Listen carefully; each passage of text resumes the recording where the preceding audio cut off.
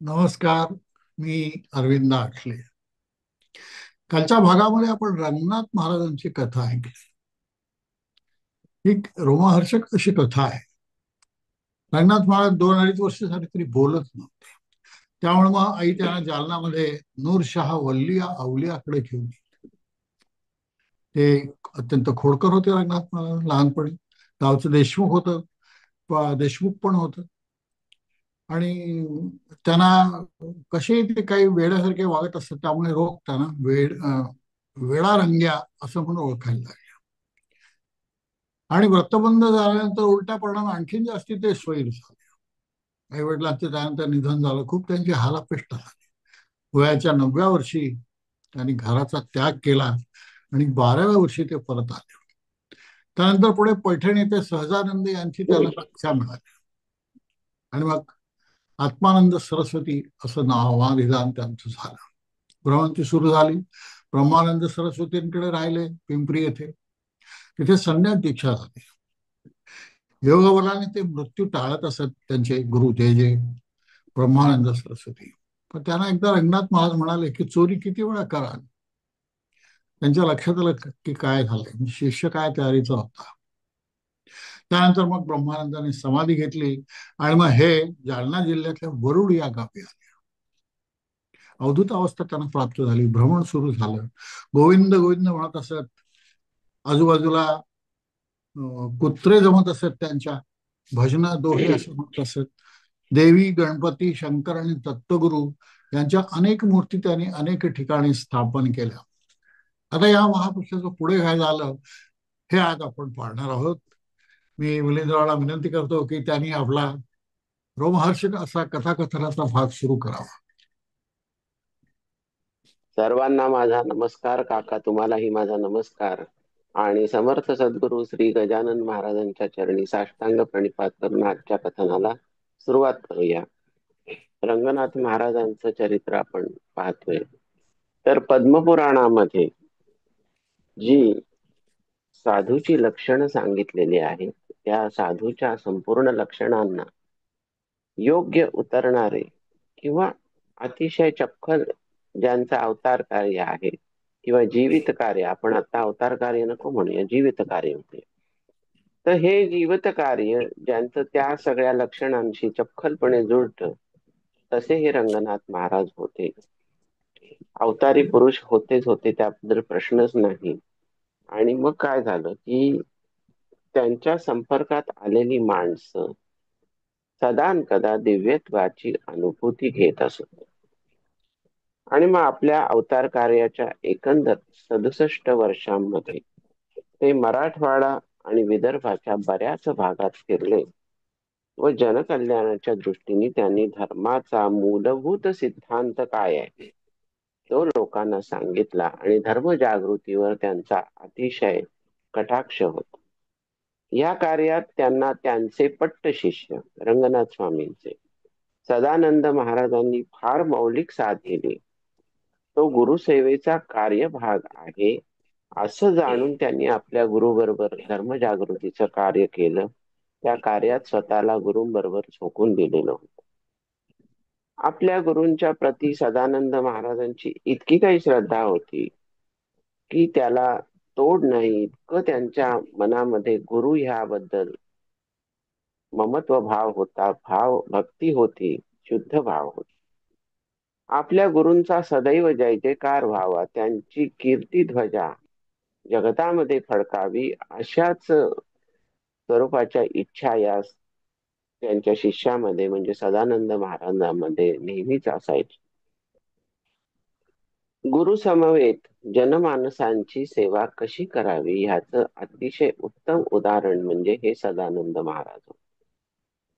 गुरुसेवेतच सर्व काही समाविष्ट आहे असं ते मानत असत. अशा या सदानंद महाराजांनी रंगनाथ महाराजांच्याच म्हणजे आपल्या गुरूंच्या आधी 10 वर्ष आधी म्हणजेच इसवी सन 1905 रोजी न्हावा गावच्या शिवारामध्ये समाधी घेतली. आता सदानंदाप्रमाणेच परमपूज्य आनंदीबाई या रंगनाथ महाराजांच्या शिष्या होत्या. त्या वयाने रंगनाथ महाराजांपेक्षा खूप मोठ्या होत्या आनंदीबाई. आनंदी माई म्हणायचं त्यांना. तर ह्या माईंनी सर्वसंग परित्याग केला होता, घरदार सोडलं होतं, संसार सोडला होता आणि त्या केवळ आणि केवळ सद्गुरु चरणांची सेवा करत राहत असत. यांचा जन्म माळी कुळात झालेला होता. त्या नेहमीच रंगनाथ महाराजांच्या सोबत राहत असत. त्या महाराजांच्या खाण्यापिण्याची देखभाल करत असत. सदा न कदा ध्यान मग्न आणि तंद्रीमध्ये असणाऱ्या अंतर्बाह्य समाधी अवस्थेतच राहणाऱ्या, म्हणजे प्रत्यक्ष समाधी अवस्था नाही पण त्या अवस्थेप्रत राहणाऱ्या रंगनाथ महाराजांना खाण्यापिण्याची शुद्ध होतीच कुठे. मग त्यांना लहान मुलाप्रमाणे बळे बळे खायला घालायला लागायचं. पण अशा आपल्या सद्गुरूंच्या पोटामध्ये काही ऊन ऊन गरम अन्न जावं, त्यांना ताजं अन्न मिळावं, चवीपरी अन्न मिळावं, ह्यासाठी आनंदीमाईंची धडपड चालू असायची. त्यांना प्रेमाने खाऊ पिऊ घालण्याची सेवाच मुळी आनंदीमाईंनी स्वीकारली होती. जणू काही त्या आपल्या गुरूंच्या माऊली झाल्या होत्या, आई झाल्या होत्या. आणि आतड्याची माया असावी मायलेकरांमध्ये, त्या पद्धतीने त्यांची गुरूंवरती माया होती आणि त्यांचं गुरुवरती निरपेक्ष प्रेम होतं. त्यांनी सर्वस्वाचा त्याग केला होता हे आपण पाहिलंच. मग आता पुन्हा इथे एक दुसरी घटना, म्हणजे जशी सदानंद महाराजांची घडली तशी माईंच्या बाबतीतही घडली, आनंदी माईंच्या बाबतीत.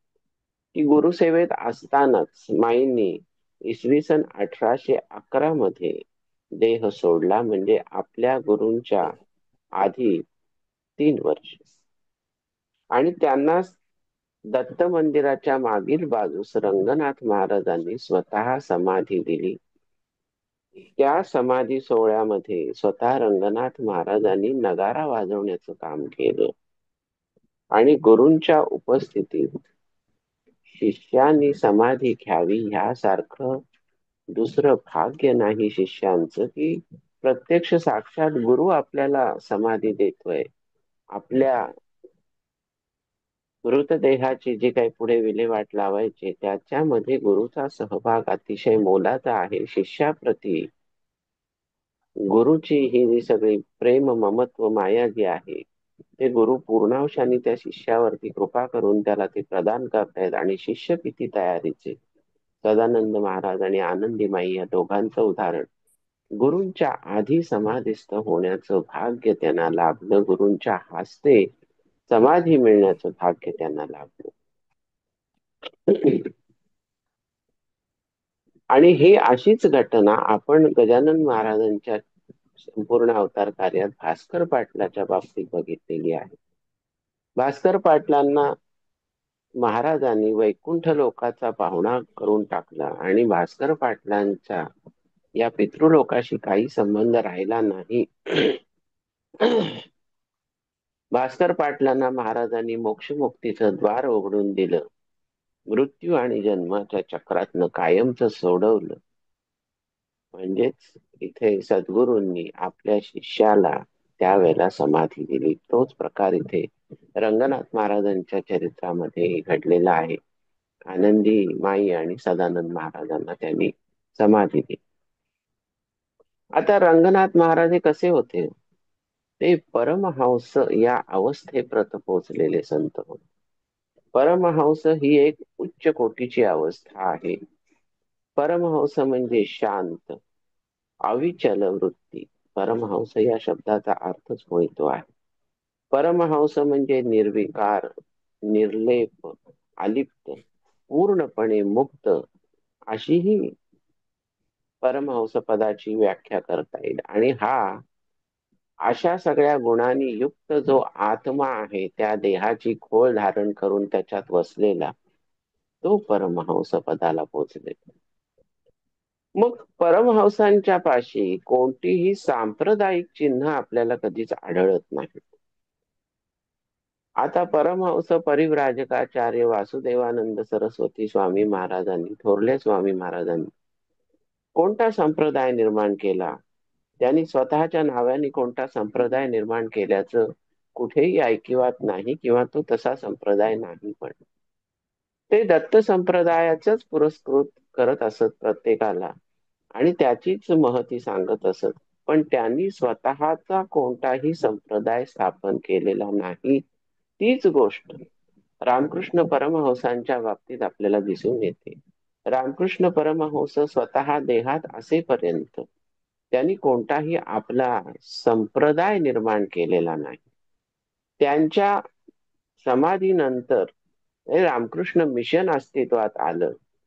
ते रामकृष्ण मिशन आज जे कार्य करतं सगळीभर, तो संप्रदाय त्यांच्या पश्चात निर्माण झालाय. पण त्यांच्या अवतार कार्यामध्ये त्यांनी कुठल्याही रामकृष्ण मिशन वगैरेची स्थापना केलेली नव्हती.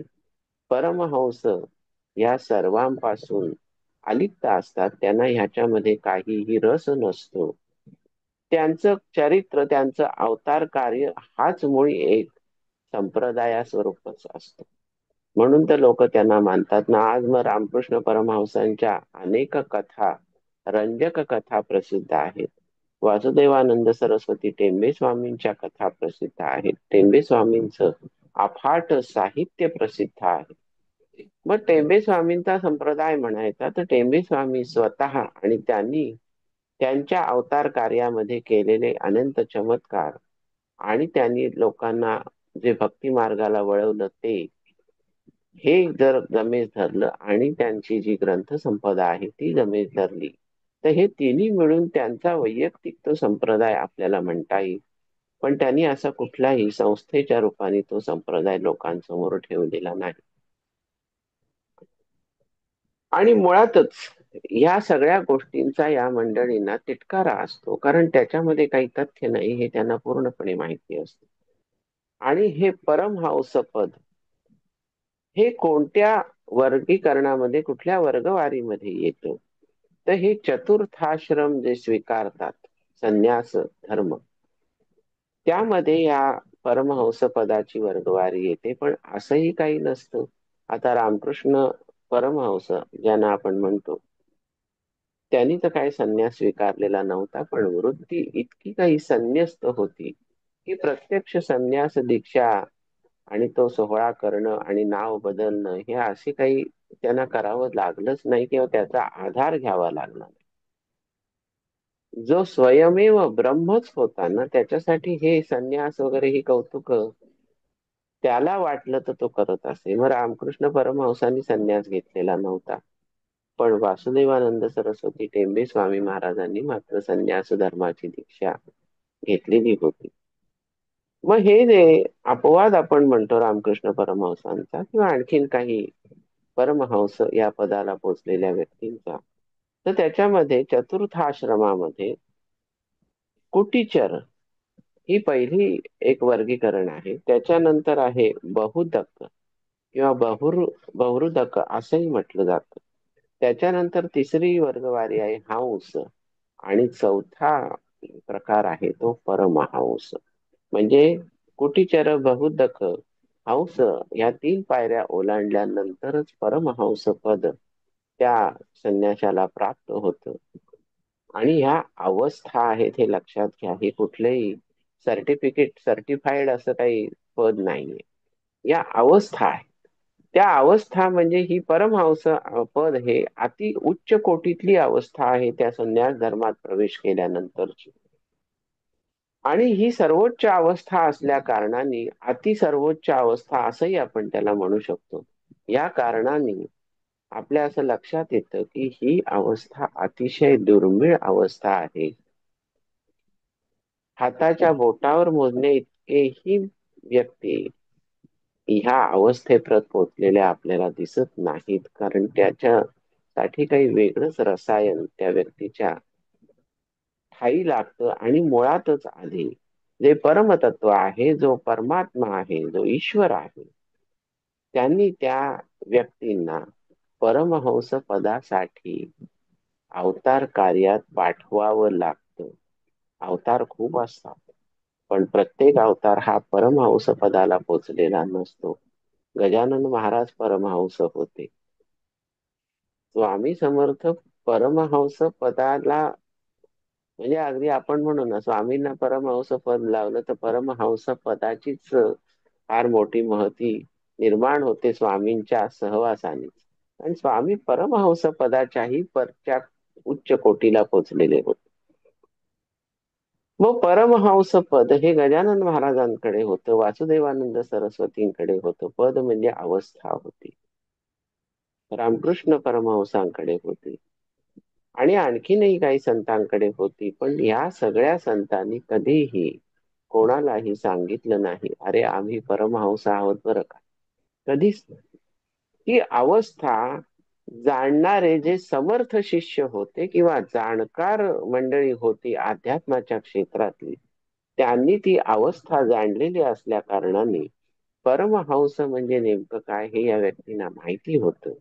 त्या अत्युच्च कोटीच्या पुरुषाला जो समोर आपल्या देहाची खोळ घालून बसलेला आहे, त्याच्यासाठी ते परमहंसपद त्याला किती शोभून दिसतं ह्याची कल्पना अनेक मंडळींना होती. ती जाणकार मंडळी होती. कारण लीला मात्रे धरिले मानव देहासी. आणि मग काय असतं या परमहंसांचं, होऊन देसी त्याची जाणीव तू कवण. कोणालाच त्याची जाणीव ते करू देत नाहीत की आम्ही परमहंस आहे. आणि मग गजानन महाराजांच्या बाबतीत म्हणायचं झालं तर होऊन देसी त्याची जाणीव तू कवणा, करुणी गणी गण गणात बोते या भजना. धाता हरिहर गुरुवर तुची सुख सदना, जिकडे पाहावे तिकडे तू दिससी नयना. जय जय सच्चित स्वरूपा. कसं स्वरूप आहे? सच्चित आनंद स्वरूप आहे. जय जय सच्चित स्वरूपा स्वामी गणराया, अवतरलासी भूवर जडमूढ तारा. या दासगणू महाराजांनी आरती लिहिली.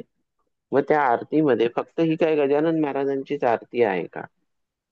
तर आपल्याकडे नामरूपाचा गलबला आपल्या प्रकृतीच्या आश्रयास असल्या कारणाने अरे हे गजानन महाराज, अरे हे स्वामी समर्थ, अरे हे गोंदवलेकर महाराज, हा भेदाभेद अमंगळ असा भेदाभेद आपल्याकडे असतो.